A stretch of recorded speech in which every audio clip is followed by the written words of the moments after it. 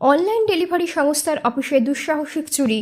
রাতের অন্ধকারে গোডাউনের পিছনের তালা ভেঙে দুঃসাহসিক চুরির ঘটনা ঘটল বীরভূমের রামপুরহাট থানার অন্তর্গত বাটাইল মোড়ে অবস্থিত অনলাইন ডেলিভারি সংস্থার অফিসে।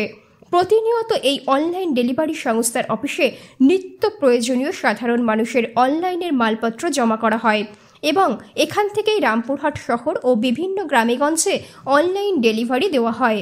এখানে অনলাইন ডেলিভারির মাল মজুত করা হয়। কয়েক লক্ষ টাকার মাল এখান থেকে বিভিন্ন জায়গায় ডেলিভারি দেওয়া হতো। তবে এখনও পর্যন্ত সঠিকভাবে জানা যায়নি কত টাকার জিনিসপত্র চুরি হয়েছে। এ ব্যাপারে সংস্থার পক্ষ থেকে রামপুরহাট থানায় জানানো হয়েছে। পুলিশ এসে তদন্ত শুরু করেছে। চুরি করার সময় চোরেরা সিসিটিভি ক্যামেরার হার্ড ডিস্ক খুলে নিয়ে গেছে। জিনিসপত্র ঘরময় ছড়িয়ে ছিটিয়ে রয়েছে।